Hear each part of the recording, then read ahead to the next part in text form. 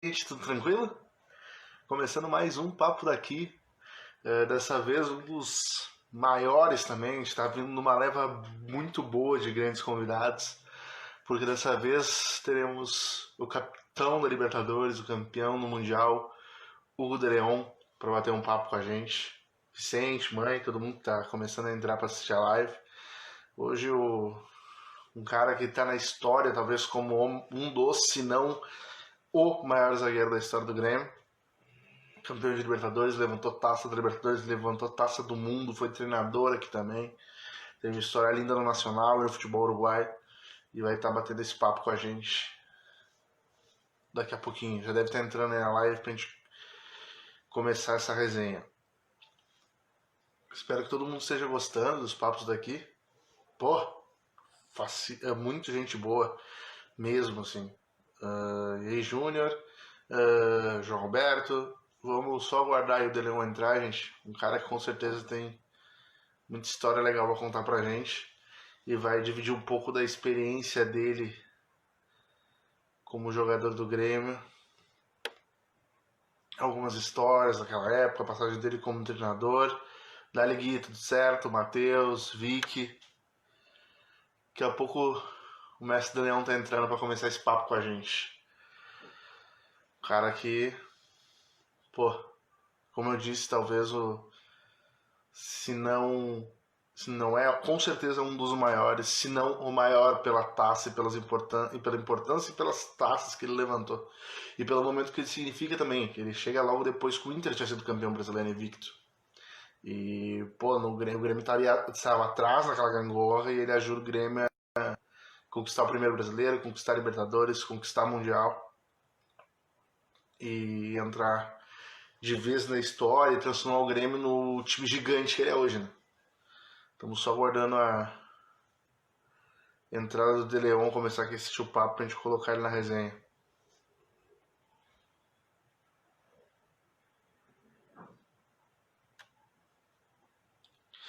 Pois é, cara, eu vi até que ele foi. Quando eu tava fazendo a pesquisa aqui, o Vicente falou das questões sociais, ele inclusive foi candidato a vice-presidente do Uruguai em uma oportunidade. Ele tem uma questão social, uma questão política muito forte, assim, no Uruguai. Até reservei um espaço para falar um pouco sobre essas vivências políticas dele. Também acho, Matheus, acho que ele ali, com certeza ao lado do Renato ali, são os maiores ídolos da história do Grêmio, assim. E por isso fico muito feliz de poder ter ele aqui para bater esse papo. Tô só aguardando ele entrar na nossa resenha para a gente começar. Deixa eu ver se ele já tá aqui. Ainda não, deve estar entrando aqui, porque eu acabei de falar com ele. Já deve estar entrando no nosso papo.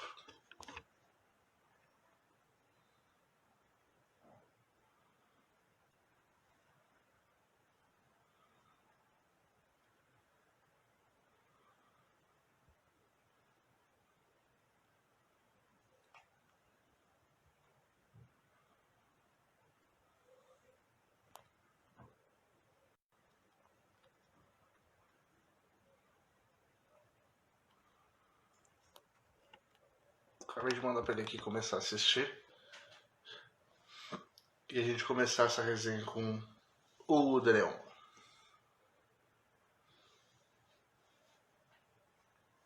Olha aí, o homem já tá entre nós.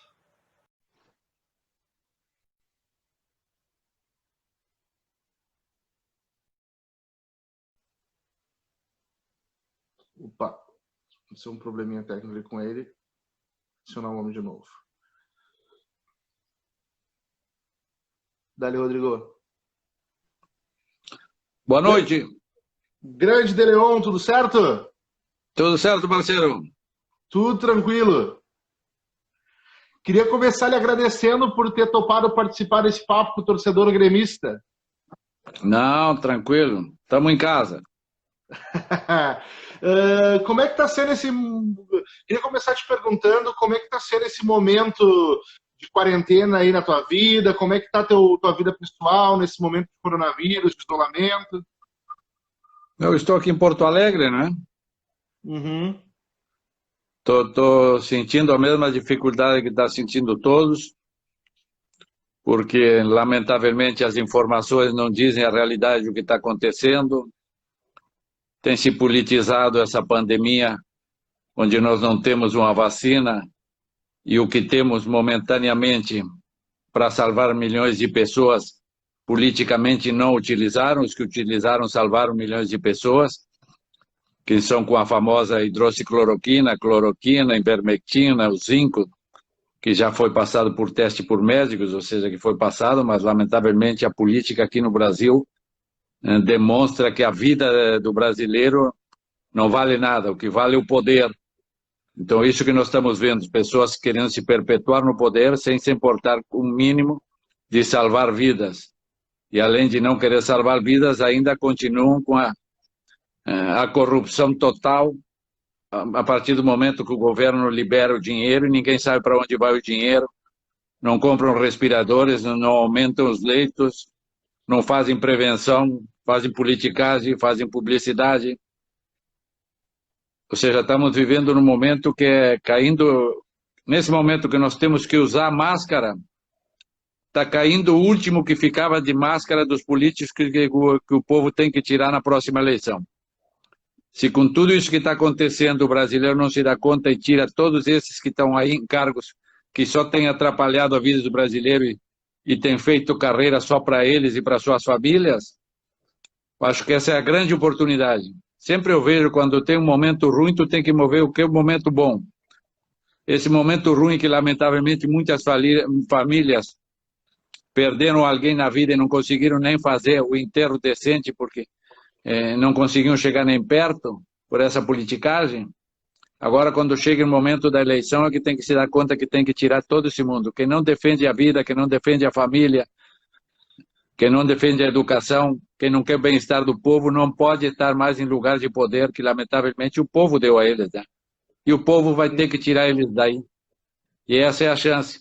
Ter essa boa leitura, ter tranquilidade quando chegar no momento, aproveitar e falar que todos aqueles que estão contra o povo, que por sorte já estão ficando cada vez menos, porque já na eleição passada já se tirou um monte, nessa próxima eleição que se faça a última, se passe uma última escova, aquela que tu passa para limpar tua casa, para limpar o pátio, para limpar, fazer uma limpeza a todo nível para que o Brasil decole de uma vez por todas, porque esse é um povo trabalhador, um povo maravilhoso, que não merece muitos políticos que estão no poder. Leon, tu deve desconfiar que quando a gente divulgou, a maioria das perguntas que chegaram foi referente à tua passagem aqui pelo Grêmio, obviamente, a quantidade de títulos que tu conquistou, e tu chegou no time no momento que o Inter tinha sido campeão brasileiro invicto pouco tempo antes, tu chega no time e consegue reverter a gangorra. O Grêmio ganha o primeiro brasileiro, ganha a Libertadores e ganha o mundo. Como é que surgiu esse convite do Grêmio para tu vir jogar aqui? E como é que foi conquistar todos aqueles títulos ali, aquela trinca de títulos daquela época? Olha, eu acho que isso foi uma visão do empresário argentino de La Plata, que foi o que fez essa ponte, me oferecendo para o Grêmio, depois de que o Nacional tinha ganhado a Libertadores em cima do Inter, e depois de que ele viu o entusiasmo, ele foi no Nacional e foi falar comigo que existia essa possibilidade. Mas isso eu acho que nasceu tudo da sua visão do que ele passando aqui em Porto Alegre, não sei que negócio ele estava fazendo por aqui, e ele visualizou essa oportunidade, a direção do Grêmio comprou a ideia, eu comprei a ideia, forçamos a Federação Uruguaia, que naquela época tinha ditadura e tem os militares, e estava proibido vender jogadores até passado o Mundialito, aí a gente forçou a negociação, porque apesar de que eu não me integrei antes do Mundialito, mas nós já forçamos a negociação para que o Grêmio pudesse fazer aquele negócio. Não foi tratado como merecia a direção do Grêmio pela federação lá no Uruguai, mas chegamos a bom porto, assinamos o contrato em outubro, onde eu já me vinculava ao Grêmio, e eu só me integrei dia 13 de janeiro, depois da decisão do Mundialito, dia 10 contra o Brasil, e dia 13 de janeiro que começa a minha história no Grêmio. Então, 13 de janeiro é o dia do meu aniversário. como é que foi, por exemplo, conquistar todos aqueles títulos que conquistou o Grêmio ali e ser um cara que, por exemplo, a imagem tua com a taça sangrando é uma imagem muito emblemática, muitos te consideram o maior zagueiro da história do Grêmio. Como é que tu vê, olhando para trás, todas essas tuas conquistas? Olha, quando falam de maior, eu digo, nada é maior que o Grêmio. Nada é maior que o Grêmio, nenhum jogador, nenhum treinador, nenhum dirigente, nada maior do que a família do Grêmio, o que é essa paixão gremista, o que representa o Grêmio. Nada é maior, nada é maior. Nós fomos parte como torcedor, somos parte como jogador, alguns como treinador, outros como diretor, outros como dirigente, supervisor, mas nada é maior que o Grêmio, essa força que tem essa torcida, essa força que tem essa nação tricolor. Então, para mim, que estrangeiro que vinha, com a Anchieta já tinha marcado seu nome aqui, feito uma grande temporada, várias temporadas no Grêmio, mas tinha pegado a infelicidade que o adversário ganhou títulos importantes do outro lado, então eu vinha com essa imagem, não é? A Anchieta que vinha de um grande Mundial quando veio para o Grêmio, ou seja, um dos melhores zagueiros do Mundial, e chegou no Grêmio depois do Mundial de 70, e eu vinha com essa responsabilidade, não é? Vinha outro zagueiro, tinha que igualar ou superar o que tinha feito o Anchieta no momento. Então sempre era um desafio, como era o desafio que a direção do Grêmio, o Eldorado, o Verazzi, todos os diretores, o Julinho, todos que o primeiro que eu contatei, me reuni e falamos em Montevidéu, mentre estávamos fazendo as negociações, do que eles estavam projetando para o Grêmio, e que o que eles queriam, que dentro daquilo que já era a minha característica, e eu já tinha tido a felicidade de ganhar alguns títulos, apesar de ser muito novo, o que eles estavam querendo de títulos para o Grêmio, para que o Grêmio chegasse no patamar que eles achavam que o Grêmio já estava na hora. Então, entrei dentro de um clube que estava estruturado, que tinha um planejamento, que tinha um objetivo, e para mim foi muito fácil, porque me integraram muito bem, aquele grupo me integrou muito bem, me ajudou muito, em Andrade me deixou ser um jogador mais de campo. Sou grato que o Enio Andrade, que é um dos grandes treinadores que eu sempre marco, ele e o Espinosa foram os meus grandes treinadores que eu tive. Então foi muito importante a gente já começar com o pé direito, ganhando aquela decisão do São Paulo e marcando aos poucos meses já o nome do Grêmio a nível nacional, que o Grêmio vinha buscando fazia muito tempo. Quando tu fala ali dessa questão, eu estava dando uma lida em algumas entrevistas tuas, um dos jogos que tu mais cita como ou complicados ou com ambientes pesados foi os jogos em La Plata, naquela Libertadores. Aquele jogo não aconteceu uma tragédia só porque não caiu a tela.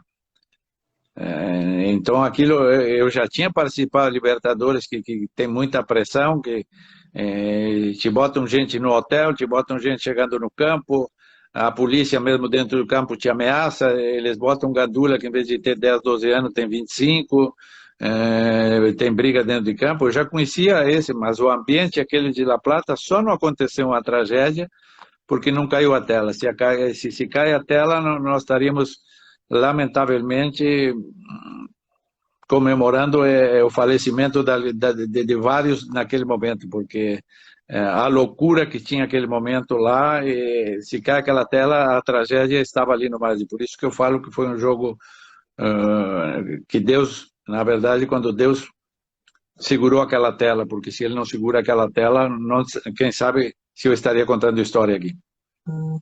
A gente falou antes ali da questão de que foi muito bem recebido. Um dos caras que eu entrevistei foi o Paulo Roberto, lateral daquele time, e ele até conta uma história, tu e do Mário Sérgio, com ele e com o Renato em Gramado, que vocês foram dar um susto neles e saíram atirando pro alto atrás deles, porque eles pegavam muito no pé do Mário Sérgio. Eu queria saber como é que era o ambiente daquele time do Grêmio de 82, 83 ali. Não, eu tive a felicidade que desde que eu cheguei ao Grêmio até que eu saí, nos 4 anos, o ambiente no clube era espetacular. O Olímpico se transpirava uma família gremista ali, se transpirava no dia a dia, as pessoas que chegavam, os funcionários, todo mundo treinando, as excursões que chegavam de escolinhas para tirar fotos, os turistas que chegavam. Ali tinha aquele clima de Grêmio, de família, era um lugar muito acolhedor aquilo ali.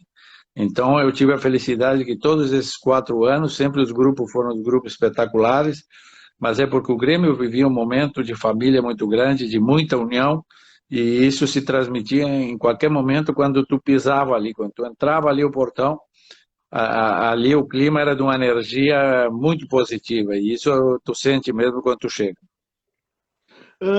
Recentemente, agora, por causa da pandemia, que o futebol parou, os jogos que, tanto da Libertadores quanto do Mundial, do Grêmio, foram retransmitidos na televisão. Tu chegou a ver esses jogos de novo? Como é que aumentou a sede em cima de ti? Porque teve muita gente, uma geração que não tinha te visto jogar e não tinha só escutado falar daquelas conquistas. Como é que foi para ti poder rever esses jogos na televisão, ou pelo menos saber que eles estavam passando, e as pessoas voltarem a relembrar aquela tua passagem pelo Grêmio? Acho que foi muito bom para o pessoal novo, não é? Porque o novo não é uma coisa que tu vê alguns lances, que tu vê jogos completos, em horário nobre, que é como que tu está jogando. Então, acho que para as gerações novas foi muito importante ver o que aqueles times que marcaram as primeiras grandes épocas do Grêmio faziam dentro de campo e o que jogava aquele grupo inteiro e o que era aquele momento. Acho que para eles foi mais importante. Ao longo da minha história, eu não assisti nunca um jogo meu. No máximo que eu assisti foi 45 minutos. Um dia assisti Brasil-Uruguai na Copa América, que o Romário nos fez o gol. E vi algum lance. Eu participei de muita promoção ou coisa, mas eu nunca assisti um jogo meu. Nunca tive essa curiosidade. No futuro, vou pegar os DVD para o meu neto, que tem 7 anos, joga, para quem sabe com ele, aí sim eu vou assistir o que eu joguei na época, o que eu achava e os erros que logicamente, eu tenho certeza que vou ver mais erros que ficaram assistindo olhavam em mim. Daniel, tu também tem uma passagem muito bonita e muito extensa pela seleção do Uruguai. Uma baita experiência. Como é que tu define essa tua passagem pela seleção? Tu ficou um tempo sem ser convocado e voltou depois. Se tu pudesse fazer, não digo um resumo, mas um panorama dessa tua passagem pela seleção uruguaia, como é que tu faria? Como é que tu falaria dela? Bom, é que defender a seleção tu defende o máximo, não é? Primeiro tu quer jogar no time que tu gosta, chegar no clube que tu gosta, depois tu quer jogar, depois tu quer ser titular, depois tu quer ganhar torneio, e depois tu quer chegar na seleção e tu quer ser importante, marcar teu nome na seleção. Cheguei em 79 na seleção que eu estreiei, tive até 81, depois não fomos ao Mundial da Espanha, e depois quando o Grêmio ganha do Peñarol, eu dedico aquele título à torcida do Nacional, porque a torcida do Nacional são tricolores igual à do Grêmio, ou seja, que eu tinha 2 torcidas naquele momento para aquele jogo. Aquilo na vida, eu sempre digo, na vida tudo tem custo-benefício. Aquela dedicatória para o Nacional, o custo que eu tive é que me afastaram da seleção durante 5 anos, de 83 até 88, que eu voltei, ganhei tudo com o Nacional, e aí tiveram que me voltar a convocar, mas me deixou 5 anos sem vestir a camisa da Celeste. Foi uma pena, mas bom, eu fiz aquilo pensado e voltaria a fazê-lo. Lamento muito que a politicagem que existia naquele momento proibiu de que eu integrasse durante 5 anos o elenco. Não sei se eu jogaria ou não, se seria titular ou não, mas eu teria a chance de estar nos grupos sim durante 5 anos e bom, foi o custo pelaquela dedicatória do nosso título em cima do Peñarol.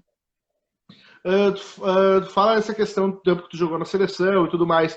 No momento que o senhor joga na seleção, significa, ou pelo menos o que aparenta, é que o senhor é um dos 4 melhores zagueiros do país para estar defendendo a seleção. Como é que era olhar e ver que esse reconhecimento, tanto da seleção, do treinador que ele convocava, como também dos torcedores do Nacional, torcedores aqui do Grêmio, dos times que o senhor passou, por estar entre os 4 melhores zagueiros do seu país durante um longo período? É sempre uma responsabilidade a mais, porque tu jogando em seleções que têm um histórico de vitórias muito importantes, de jogadores muito importantes, sempre é uma pressão a mais. Não é mesmo tu jogar numa seleção que não ganhou nada, que jogar numa seleção que tinha já ganho 2 Olimpíadas e 2 Copas do Mundo e inúmeras Copa América. e uma seleção respeitadíssima pelo seu histórico, pela categoria dos seus jogadores. Então, é um orgulho vestir a camisa da seleção e, logicamente, que é um sentimento de angústia para você tentar atingir o que outros já atingiram em algum momento no passado. Então, você vive com muita emoção defender a camiseta da seleção, tentando chegar no máximo. Às vezes dá para chegar e às vezes não dá, porque o futebol é assim. O senhor fala sempre do Nacional, outro time tricolor. O Nacional e o Grêmio hoje, eles são os dois times do seu coração? Não, sempre foram, não é hoje, não é hoje. Combinou que são tricolores os dois, né? Combinou que são tricolores os dois e tem uma grande irmandade entre as torcidas. Eu acho que até minha passagem ajudou, porque eles sempre convivem junto, essas duas torcidas maravilhosas, quando vão para um país ou para o outro, sempre convivem muito junto, não só quando jogam, hoje com as redes sociais, eles estão muito integrados. Então é uma parte linda da minha história ter pertencido a esses dois grandes clubes, minhas duas paixões, e ter esse reconhecimento pelo torcedor, por tudo que a gente fez, logicamente com todo aquele grupo, com todo aquele clube, com todos aqueles profissionais que fazem parte, que o torcedor nem se imagina da importância que eles têm no dia a dia para que tu, chegado o momento, possa fazer aquilo tudo dentro de campo do que o torcedor está esperando. E quando eles se enfrentam, como é que fica daí? Quando tem uma Libertadores, um Grêmio Nacional, como é que fica o coração? Não, aí eu sou neutro, sou neutro. O que eu posso fazer? Não posso torcer por nenhum. Faço de conta que não quero nem assistir o jogo. É melhor não assistir. Esse confronto que eu não gosto, esse confronto não. Mas às vezes, bom, a Libertadores é assim. Eu como treinador, tive que vir contra o Grêmio, ou seja, são essas coisas que tu acha que na vida não vai acontecer e o futebol te faz acontecer. Tu, como profissional, tem que entrar e tentar dar o máximo para o teu clube, mas lógico que é um aperto no coração, tu tá enfrentando um clube que é parte da tua vida também. Eu ia falar ali em 98, quando eu divulguei a nossa entrevista, muita gente falou para mim que estava no estádio em 98, naquele Grêmio Nacional, e que sentia o Olímpico tremer quando anunciam o seu nome, quando ele vem dentro de campo. O senhor está voltando como treinador do Nacional, mas voltando ao Olímpico. Qual é que é o sentimento? Aquela hora o senhor não tinha mais a responsabilidade de entrar em campo, era o treinador, a responsabilidade era outra. Mas qual é o sentimento de olhar aquela torcida, aquele Olímpico lotado e ele recebendo com aquele carinho, mesmo o senhor estando na casa-mata rival? Isso mexe muito com o psicológico, porque tu quer te abraçar com toda essa gente que fez parte e é parte da tua história, do teu convívio, do teu carinho, do teu amor.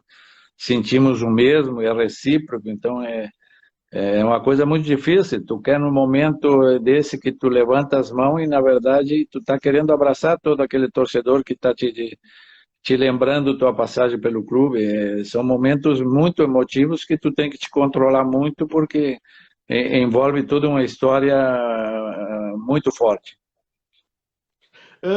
Tem 3 Libertadores, uma pelo Grêmio e 2 pelo Nacional. E, pô, tem a alma de uma Libertadores da América. E eu estava lendo uma entrevista recente sua, onde o senhor disse que a Libertadores está perdendo um pouco a alma com a questão dos mandos únicos da final e com outras questões. Por que o senhor acha isso, que a Libertadores está perdendo um pouco daquela tradição da época que o senhor jogou? O que o senhor acha que mudou nesse tempo? Bom, é que naquela época tu tinha que sair campeão ou vice de cada país para jogar.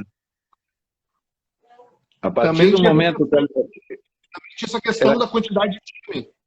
Exatamente, era 2 times por país. Imagina o potencial técnico que tem o Brasil, econômico que tem o Brasil. Passou de jogar com 2, joga com 6, praticamente a partir do momento que virou uma Libertadores econômica, porque não foi só isso. Além disso, a confederação deixava jogar os mexicanos por dinheiro que não podiam ser campeão. Foi a única confederação que por dinheiro vendeu a participação e o cara não podia ser campeão e todo mundo aceitou. Isso aí é uma vergonha para quem participou da Libertadores, uma vergonha. Eu pergunto, os mexicanos, por que não foram jogar na Liga Europeia, ver se aceita, na CONCACAF? Não, foi a confederação, por dinheiro, mas era toda aquela motretagem da direção da confederação, que já não bastava o dinheiro que roubavam, botaram essa dificuldade a mais. Mas aí viraram 6 times brasileiros jogando Libertadores, 4 ou 5 argentinos com poder econômico, e tu continua jogando com os dois mesmos times uruguaios, com dificuldade econômica, e tu tinha 4 adversários, tu tem 10, 11 ou às vezes 12 só nesses dois. Então, ficou uma vantagem muito grande para o futebol brasileiro e para o futebol argentino, mas o brasileiro, como economicamente esteve melhor nessas últimas décadas, é que tem levado a grande vantagem, e tanto que já teve Libertadores que decidiu entre time brasileiro. E muitas vezes não decide porque eles obrigam nos cruzamentos a se afastarem. Porque se se dá o normal, vira, tu contendo 6 times grandes brasileiros com potencial técnico e econômico como tu tem, é muito difícil que um não esteja na decisão, é muito difícil. Por isso eu acho que virou uma Libertadores que não é a essência dela que tu tinha que ser campeão ou vice de cada país. Jogava o primeiro e o segundo, agora tu joga do primeiro ao sexto, do primeiro ao sétimo, se tu ganha outro torneio. Virou quando o negócio superou o que era o torneio. É mais importante um negócio Libertadores que a Libertadores antiga, que era mesmo ali era na técnica, na garra, no jogo, era uma coisa, era 2 contra 2, 2 ganhando contra 2. E ninguém levava vantagem, nenhum país tinha mais, por ser maior ou não, tinha mais times dentro da Libertadores. Então isso aí deu uma vantagem muito grande para o futebol brasileiro. Tanto agora, quando você fala da Libertadores, lá no início, quando eu perguntei da sua vida pessoal, desse momento de quarentena, o senhor se mostra um cara, me corrija se eu estiver enganado, mas indignado ou chateado com o momento político que a gente vive nas diversas esferas. E o senhor já foi inclusive uma vez candidato a vice-presidente no Uruguai. Eu queria saber qual a sua relação com a política nos dias de hoje, o que o senhor acha que dá para fazer, o que o senhor ainda faz para tentar mudar alguma coisa? Olha, eu participei em 2009 na campanha no Uruguai, porque eu era um votante que não participava ativamente, como tive tempo, saí ativamente para defender o meu partido lá no Uruguai, que é o partido histórico que mais presidente tem tido, que tem feito as melhores coisas pelo Uruguai, e tem sido o partido meu, que é o Partido Colorado lá no Uruguai. E eu participei aquela vez, eu não sou político, eu depois disso sou ativo participante das redes sociais, onde eu expresso meu sentimento e faço que todas as pessoas vejam o que aconteceu no nosso continente. Nós vivemos, lamentavelmente, o ciclo do Foro de São Paulo, que o Foro de São Paulo foi ideado pelo Fidel Castro, pelo Lula e pelo Chávez. E até hoje, agora para disfarçar, se chama Foro de Puebla. Então todos os mesmos, todos os que querem um povo submisso, um povo economicamente destruído, sem educação, dependendo do Estado, e eles ricos, porque a cúpula que chega no poder deles, milionária, eles, sua família e seus entornos, destruíram todos os países que eles passaram. Bom, mas como não pode destruir um país que os caras se matam para sair de lá de Cuba? Vocês imaginem essa, os caras quantos morrem para tentar sair de lá, onde tu para comer, os caras te dizem o que tu tem que comer, o que tu tem que fazer, o que tu tem que fazer, tu não tem liberdade nenhuma. E esse é o ideal de toda essa turma. Então acabaram com o Brasil em 15 anos, acabaram com o Uruguai em 15 anos, acabaram com a Venezuela, acabaram com o Equador, então, acabaram com a Bolívia.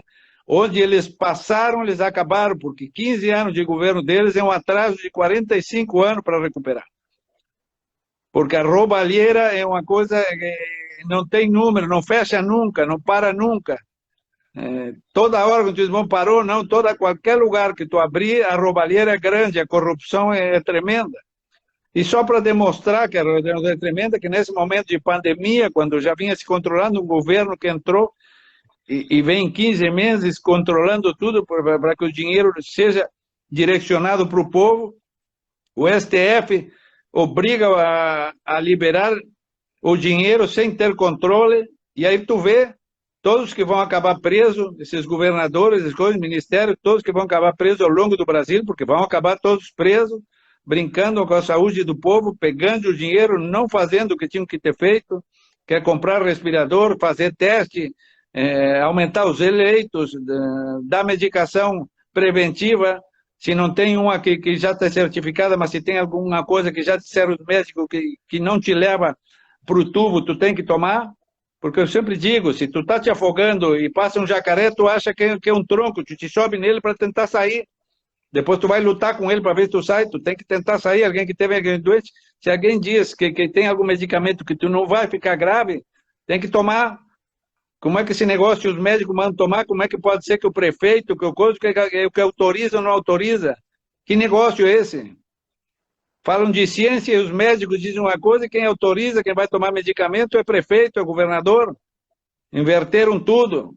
Então, eu sou revoltado com essa situação, porque o povo é trabalhador, um povo honrado, que quer trabalhar, que quer sair, dar o sustento para a sua família e não pode. Então, como é que não vamos estar revoltados com essa situação, a quebradeira que estão fazendo com esse negócio? Fique em casa. Fique em casa o quê? Já o histórico já se falou, quem ficou em casa foi o que mais se contaminou. Faz a prevenção que tem que fazer.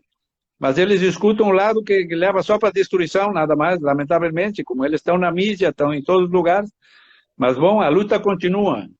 E o próximo passo é na próxima eleição. Aí eu vou trabalhar muito nas redes sociais, direcionando para todos os que não têm que se votar. Todos aqueles que não são a favor da prisão em segunda instância, que foram contra o saneamento básico que agora se votou, que são contra todo o benefício do povo, tem que se votar, fazer a lista e dizer para o povo, esses aqui estão contra vocês, esses aqui querem te afundar no fim do poço, querem que você viva ali com a mixaria de dinheiro e uma mínima circunstância de qualidade de vida. Esse tipo de político não pode estar no mando mais. E vamos trabalhar assim, eu faço política na rede, e vou ajudar em tudo que seja possível, porque eu moro no Brasil, morei no Uruguai, ajudei pela rede para que saísse o Frente Amplio de lá, e eu acredito que vai levar tempo para recuperar, mas nós temos que criar uma cultura novamente de família, de trabalho. É isso que nós temos que cultivar. Primeiro está a família, primeiro está o trabalho, primeiro está o benefício do povo, e os políticos vão lá para servir o povo, não para se servir do povo, como inverteu tudo.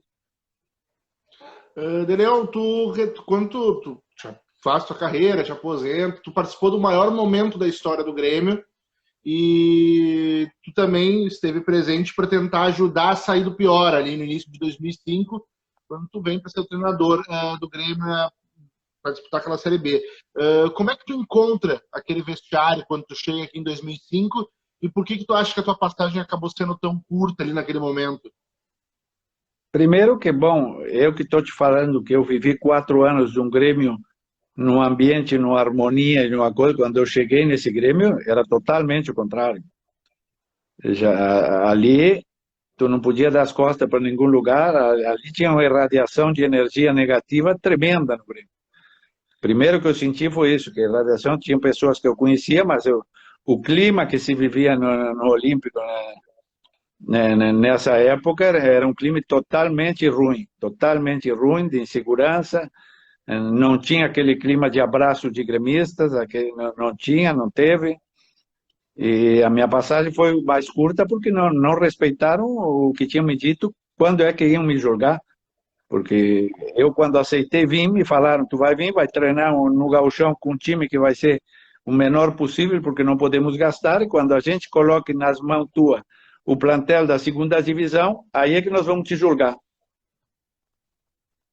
Chegado o momento, quando eu tinha já 8 jogadores para estrear na Copa do Brasil e me demitiram antes de começar a Copa do Brasil. Não foi um problema meu, foi uma falta de palavras da direção do clube daquele momento.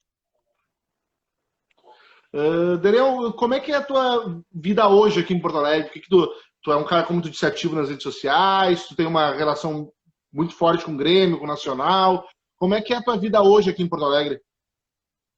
Bom, eu estou vivendo já desde janeiro do ano passado, que eu vim viver em definitivo, porque de março a dezembro, durante 8 anos, eu passava 15 dias aqui, 15 dias no Uruguai, depois do verão ficava no Uruguai, e a partir de 16 de janeiro do ano passado vim em definitivo para Porto Alegre, vim para morar aqui, fiz uma grande turma no beach tênis, descobri um esporte novo que me deu uma vida espetacular, de esporte novamente, mas me deu uma vida social muito maior, porque é muito integrador. As pessoas que jogam beach tênis são de todas as idades, e eu participei do grupo lá, comecei lá, que o coronel estava com uma turma da Encol lá em Atlântida, lá na plataforma, me integrei ao grupo deles, depois me integrei aqui em Porto Alegre no grupo da Encol, depois já outros vão me convidando.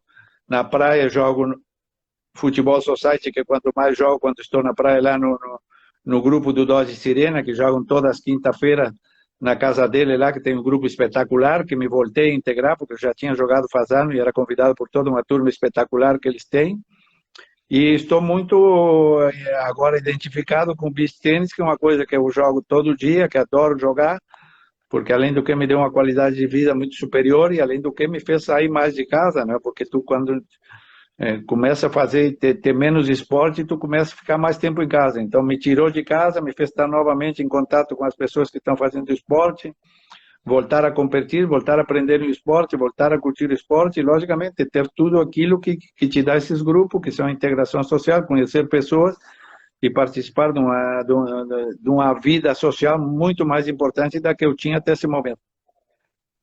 Daniel, a gente já está pouco mais de meia hora conversando. Eu queria saber se antes de encerrar eu posso só fazer um bate-bola rapidinho contigo, te fazer umas perguntas rápidas. Tranquilo, não temos tempo, tu não me falou do tempo, não tem problema, não te acanha pelo tempo, pergunta tudo que tem que perguntar, porque depois vem o campeonato e aí vocês vão ficar ligados como nós, vamos para o campo, vamos para a arena, vamos torcer que já vem o jogo de novo. Como é que é a tua relação hoje com o Grêmio? Tu costuma ir na arena seguido? Como é que é essa relação? Eu comecei como torcedor, fui jogador, fui treinador e voltei a ser torcedor. A vida é assim, tu vai e volta. Eu voltei para o meu lugar, sou torcedor, vou com a turma. Só, lógico, minha turma é muito mais fanática do que eu, né, porque eles vão a todos os jogos. Eu escolho o jogo importante, como o Grêmio nesses últimos anos. Só joga também muito time importante, vou muito na Arena, que é a nossa casa no momento, que já foi batizada com grandes títulos e que é um lugar muito acolhedor hoje para nós gremistas. Daniel, qual é o teu ídolo no futebol? Foi teu ídolo no futebol? Eu tive vários jogadores que eu gostava na minha época, mas porque não era nem da minha posição, porque a minha posição, primeiro que eu era meia. Eu era meia, não era nem volante defensivo, eu era meia direita. Acabei jogando de zagueiro e no Santos foi o Julinho Espinosa, que eu tenho grande carinho também, me deixou a oportunidade de jogar no Santos de segundo volante, ou seja, que pelo menos voltei a jogar perto de onde eram minhas origens. Joguei com o Dunga lá, fazíamos a dupla e depois o Dunga foi para a Itália e joguei com o César Sampaio, que novinho, com 17 anos, começou no Santos. Mas eu tive vários jogadores em distintas posições, né? Um era zagueiro, outro era meia, outro era atacante. Os grandes jogadores sempre é um exemplo, aqui goleiro, eu gostava de goleiro também, ou seja, todos os grandes jogadores são um exemplo, mas que me diga um, não tinha um, eu tinha os grandes jogadores, sempre é um espelho que tu vai olhando o que os caras fazem, por que é tão fácil para eles, é um aprendizado sempre com os grandes, sempre que estar esperto, porque não é por acaso que os caras fazem o que fazem, eles têm essa habilidade, tu tem que ver o que eles fazem para que seja tão simples o futebol e eles sejam tão efetivos. Né? Qual foi o melhor momento? Estão me pedindo para convidar o Baidec para jogar o beach tênis, mas que ele tem uma mão muito grande, a mão dele vai bater na bola. Olha aqui, os caras estão me convidando. Convida o Baidec para jogar beach tênis. Já é raquete. É mais grande que a raquete, bate na mão, vai ser falta, vai ser difícil. Né? Não, o Baidec é o centroavante do meu time society, é centroavante. O Baidec é o centroavante. Qual o melhor momento que tu, analisando a tua carreira, tudo que passou, assim, qual é a melhor temporada, o melhor momento dela? Teve vários momentos, não é? A partir do momento que eu ganhei minha primeira Libertadores, lá em cima do Inter, ali eu ganhei a Libertadores, o Campeonato Uruguaio, o Mundialito e o Campeonato Brasileiro. Ou seja, ganhei em menos de um ano, ganhei todos esses títulos. Depois, em 83, campeão da América e do Mundo com o Grêmio. Depois, em 88, quando voltei ao Nacional, saímos campeão da América, campeão do Mundo, campeão da Recopa, da Interamericana. Ganhamos 4, 5 títulos direto também. Ou seja, teve 2, 3 anos da minha carreira assim que foram mais importantes porque, logicamente, atingimos títulos muito importantes. Mas tudo foi sempre um aprendizado, sempre aprendendo. E o pior momento da tua carreira, aquele ano que não foi tão bom, que aconteceram problemas, daqui a pouco extracampo, problemas de fora, mas que não foi um ano que o senhor avalia como um melhor, como um ano ruim, o senhor avalia ele? Não, eu tive a infelicidade que quando saía do Corinthians, que ia para fora, me fizeram uma infiltração, me furaram o tendão de Aquiles. Na verdade, num erro médico, porque eu depois fiquei me dando conta que foi um erro médico, porque total, ninguém fura o tendão, quando dá uma infiltração é na bainha, e me furaram o tendão, ali eu joguei 4 meses mancando, até que tive que operar o tendão, porque minha primeira passagem que eu joguei de março até agosto, que eu operei o tendão de Aquiles, eu jogava e treinava complicado, tinha que fazer pisar diferenciado, porque eu tinha um problema por esse furo que me fizeram no tendão na saída do Corinthians.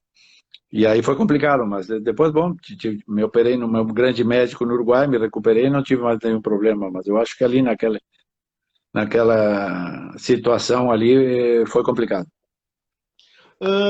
Qual título, olhando para trás, qual título que faltou? Um título que o senhor queria ter conquistado e não conseguiu? Não, eu acho que as duas decisões que a gente perdeu com o Grêmio, uma pela infelicidade da direção do Grêmio de não ter colocado as datas certas, que foi quando a gente podia ter atingido o bicampeonato em 84, num grande erro inimaginável que algum diretor possa fazer aquilo que se fez naquele momento. Deram de mão beijada para um time que estava só nos esperando jogar em poucos dias, sem deixar que nosso time nos recuperasse daquele jogo de desempate de 120 minutos, sendo que o treinador, Froner e eu tínhamos falado com a direção que tinham que trocar porque nosso time não ia ter a recuperação necessária, mas por uma verba de um jogo na Alemanha, que naquela época era $40.000, nós perdemos aquela chance. E depois a infelicidade no jogo com o Flamengo, que a gente foi um jogo muito parelho, mas que a gente teve grandes chances de ganhar. Tivemos a infelicidade daquela bola que entrou e o juiz não marcou. Em grandes jogos a gente não atingia aquele bi naquele grande momento daqueles dois grandes equipes, né? Eu acho que aquelas duas chances que a gente teve, que teve ele aí por detalhes a gente não marcou e ficou com mais título para o Grêmio, porque merecia por tudo que tinha feito o grupo nesses 2 anos. O melhor jogador que o senhor jogou junto?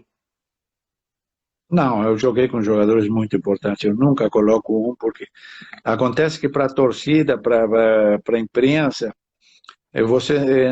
só que quem está num grupo sabe da importância que tem todos. E às vezes tem jogador que é mais importante, às vezes, e era reserva. Porque como ele nucleia o grupo, as pessoas acham que é importante o que fez o gol, o que defendeu, mas é uma soma de energias e de jogos, de coisas, de todos juntos, que faz que possa acontecer. Então, tu falar que um foi mais importante que o outro, eu não falaria nunca, porque pelo meu conhecimento, pelo que eu vivi no futebol, eu sei da importância que tem todos que participam, mesmo aqueles às vezes que não participam nem na concentração, mas que são importantes nos treinamentos, porque te preparam, são jogadores que se fazem ter treinos mais fortes, os funcionários que te ajudam, os médicos que te ajudam, o massagista que te ajuda. Você tem tantas pessoas que te ajudam para tu chegar ali, que depois tu falar que um foi mais.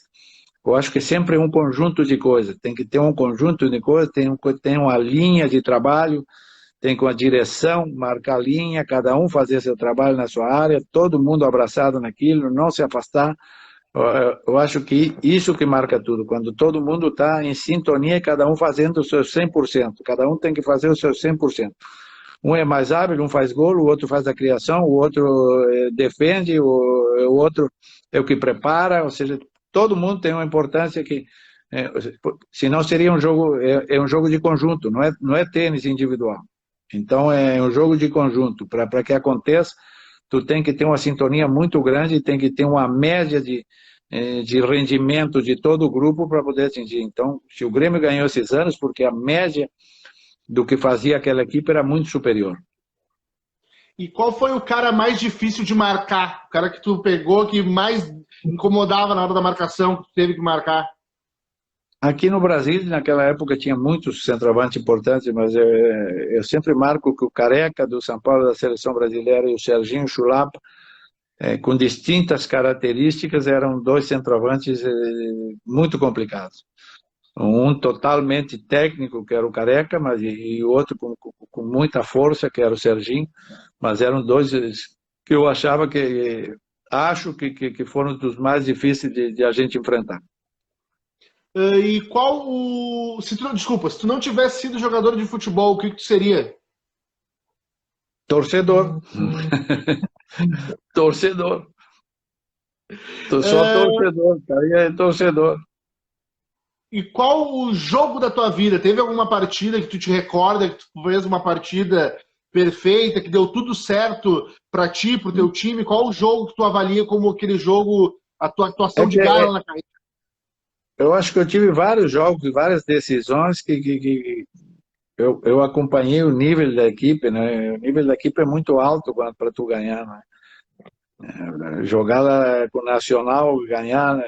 Tu tinha que ter um nível muito alto, jogar no Grêmio muito alto, jogar na seleção uruguaia, ganhar do Brasil quando eles queriam a vingança do Maracanã contra aquele time também é muito importante, contra os europeus. Tu sempre tem que atingir jogo decisivo, tu tem que ter um nível muito importante. Qual é mais importante que o outro? É difícil fazer a avaliação qual é que tu acha que tu teve um pouco, mas eu acho que nesses jogos decisivos aí a minha média era muito alta. Meu desempenho era muito alto. Eu tinha uma preparação psicológica muito antecipada para jogar esses jogos difíceis. Eu analisava muito o que era o adversário, o que tínhamos para fazer, e logicamente eu tinha muita personalidade para fazer aquilo que o treinador e eu sabia que eu podia fazer pelo time. Então eu levava adiante, mas lógico, no suporte de que me dava o treinador e os companheiros que te dão o suporte para que tu possa levar a campo ali, porque por mais que tu tenha força, se eles não acreditam em ti, é muito difícil. Então eu sempre dependi dos meus companheiros para poder fazer o que eu achava que eu poderia fazer. E qual o melhor treinador? Tu falou dois antes, não sei se são esses dois, mas qual foi o melhor, ou pode ser dois, no caso, os melhores treinadores que tu teve na tua carreira? Enio Andrade e Valdir Espinosa, os dois aqui no Grêmio. Enio Andrade, eu sempre digo que sou grato porque ele me deixou ser um zagueiro criador. Ou seja, apesar de jogar como zagueiro, me deixou soltar a minha formação de meio campo que eu tinha. Então, para mim, ele foi. Se tu me diz qual era o jogo que eu me sentia feliz, é quando eu defendia, mas também criava. O jogo que tu me via que eu ficava assim, 90 minutos defendendo, pode ter certeza que aquele jogo, eu joguei o jogo, mas eu não fiquei 100% pleno, porque eu, para mim, ser pleno é participar do jogo também. Pela minha característica, eu tinha que participar. Então, sou muito grato a que ele me forçou a ser um jogador de mais trajeto em campo. Logicamente que eu tinha o suporte, olha o suporte que eu tinha do China, que o China, a gente fazia o revezamento com o China, logicamente tudo planejado com o treinador, mas Enio Andrade foi muito importante nisso. Ele me fez muito mais jogador completo para o time do que quando eu cheguei. Ou seja, que eu vi um jogador importante, mas saí muito mais completo quando saí do Grêmio. Graças a esse treinador, logicamente, depois me deu toda a chance. Já o Espinosa já me pegou com essa característica que eu já vinha fazendo. Então, e além do que, tudo que foi o trabalho dele durante todo aquele ano, com todo aquele grupo, que bom, é o único treinador campeão do mundo ah, ainda, né? Porque a história ainda vai ter outro Grêmio campeão do mundo. E o treinador que mais pegou no teu pé na tua carreira, teve alguém?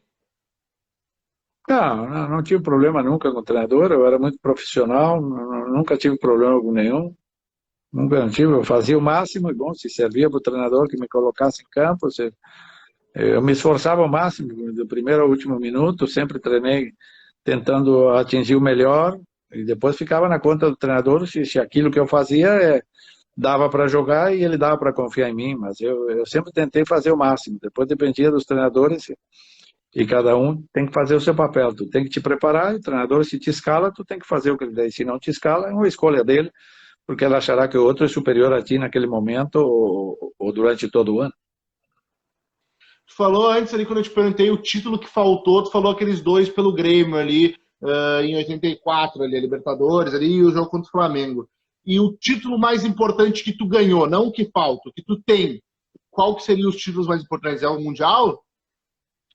Não, as três Libertadores, o Mundialito, os dois Mundiais, esses são porque se tu diz qual é o título mais importante para um jogador, com o seu clube eu atingi, com a seleção eu não atingi, que é ser campeão do mundo. Mas são contados os que são campeão do mundo. Então, não é fácil chegar aí.